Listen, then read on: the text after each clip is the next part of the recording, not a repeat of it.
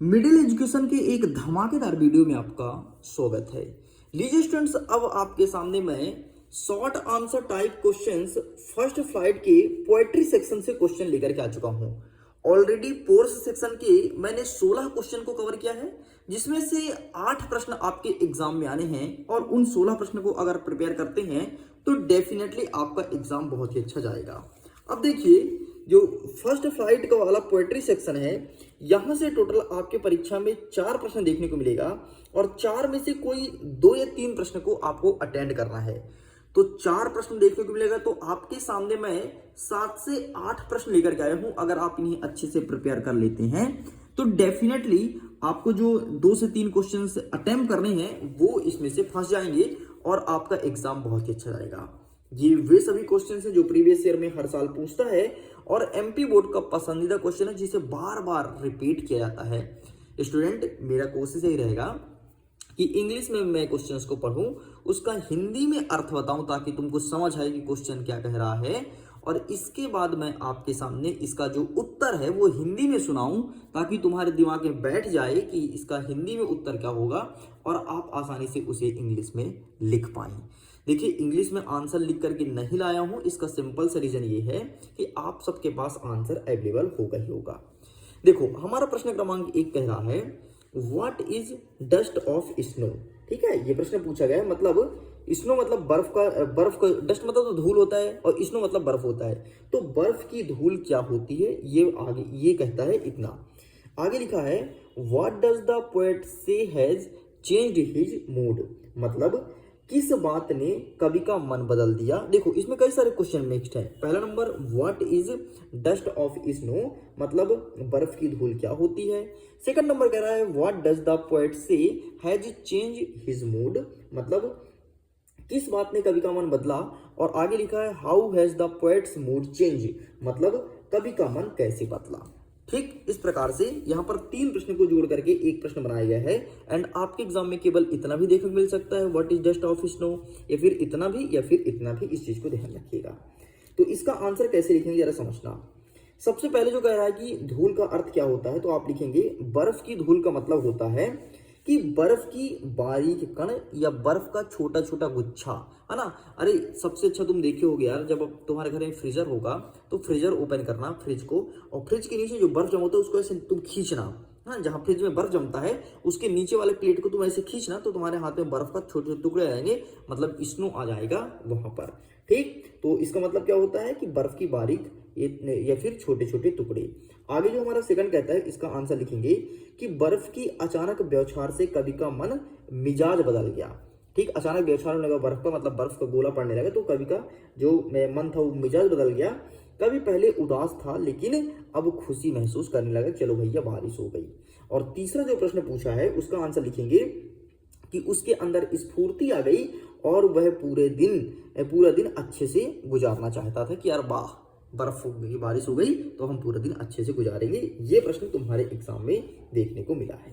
ठीक है, चलिए अब ना तो आपके चैप्टर नंबर 2 से कोई इंपॉर्टेंट था, ना तो 3rd से इंपॉर्टेंट था।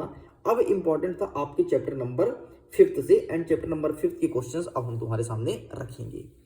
ये क्वेश्चंस कह रहा है व्हाई डज द पोएट से, मतलब कवि कवि क्यों कहता है I would not intrude on him, मतलब होगा कि मैं बेवजह दखलंदाजी नहीं करूंगा। Why does not he often him money to buy another bell, मतलब वह उसे दूसरी गेंद खरीदने के लिए पैसे देने की बात क्यों नहीं करता है। ये प्रश्न बोला गया, मतलब कई सारे प्रश्न को जोड़ करके अगेन एक प्रश्न बनाया गया है। ठीक, तो देखो इसका आंसर क्या लिखेंगे, कभी दखलंदाजी नहीं करना चाहता है क्योंकि वह जानता है कि छोटे लड़के को अपनी क्षति का सहन करना सीखना ही होगा। आगे लिखता है और वह उस लड़के को मौका देना चाहता था कि वह जिंदगी की सच्चाई और असलियत को समझ सके। यहाँ पर क्षति का अर्थ है कि किसी महत्वपूर्ण वस्तु या नुकसान का खामियाजा भुगतना क्षति कहलाएगा। ठीक, बस इतना आपको लिखना था। चलिए, इसी में एक और प्रश्न पूछा गया है, आपका प्रश्न नंबर 3। प्रश्न नंबर 3 कह रहा है कि what does in the word of patience mean, ये बोला गया है मतलब सांसारिक अधिकारों से क्या अभिप्राय है। जो संसार दुनियादारी चलता रहता है ना, तो उससे अभिप्राय होता है कि दुनिया सांसारिक संसाधनों से भरी हुई है जो कि हमें खुशी, आराम और जिंदगी देती है। ठीक, वैभवपूर्ण जिंदगी देती है, मतलब बड़ी खुशहालीपूर्ण जिंदगी देती है। बस इतना आंसर लिखना है। चलिए आगे बढ़ते हैं। हमारा चौथा नंबर कहता है how old do you think Amanda is, मतलब आपके हिसाब से अमांडा की उम्र कितनी है। How do you know this, मतलब आप ये कैसे कह सकते हैं, ये प्रश्न पूछा गया है।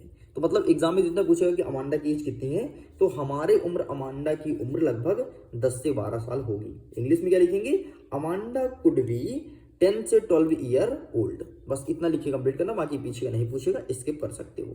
आपको पता है ये जो जोड़ जोड़ के पूछा गया है ना, तो पूरे पार्ट्स नहीं आएंगे, बीच बीच के क्वेश्चंस उठा के पूछेगा एग्जाम में।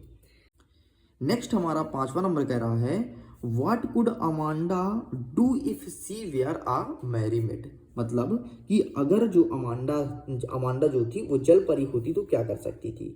तो अगर वह जल परी होती तो खूबसूरत हरे समुद्र में अकेले निवास करती, और अगर आराम करती और समुद्र पर विचरण भी करती, मतलब एकदम आजादी के साथ रहती। बस इसका आंसर ये लिखना था। नेक्स्ट आगे बढ़ते हैं। नेक्स्ट हमारा कह रहा है प्रश्न क्रमांक 6, छठवां नंबर कहता है find their things that can not happen in a treeless forest. इसका हिंदी अनुवाद होगा कि वह कौन सी 3 वस्तु है। ठीक है, ये 3 थिंग्स लिखा है, मतलब वह कौन सी 3 वस्तु है जो वृक्षहीन जंगल में नहीं हो सकती। तो पहला है पक्षियों को बैठना, मतलब वहां पर द सेटिंग ऑफ बर्ड्स, वहां पर चिड़िया नहीं आएंगे। दूसरा होगा कीटों का छुपना, मतलब the heading of inserting and third हो जाएगा सूरज का निकलना, सन ग्रोइंग। बस इतना आपको लिख के कंप्लीट करना है। नेक्स्ट आपका हो गया 7वां नंबर। What does the poet Sandburg think the fog is like, मतलब कवि सेंडनबर्ग को कोहरा किसकी तरह लगता है। तो कवि को सेंडनबर्ग की कोहरा बिल्ली की तरह लगता है। तो बस इतना आपको लिखना है। ठीक है, नेक्स्ट हमारा कह रहा है हाउ डज द फॉग कम, मतलब कोहरा किसकी तरह आता है। तो कोहरा बिल्ली की तरह चुपके से आता है और किसी को आने का उसका आभास भी नहीं होता। बस इतना आपको लिख के कंप्लीट करना है। चलिए जी आगे बढ़ते हैं। Next question, why did Custard cry for a nice safe cage, why is the dragon called cowardly dragon. ये प्रश्न बोला गया है। इसका हिंदी अनुवाद हो जाएगा कि जो कस्टर्ड था, कस्टर्ड अच्छे सुरक्षित पिंजरे में जाने के लिए क्यों मचलता था, और कस्टर्ड को डरपोक क्यों कहा गया था, है ना।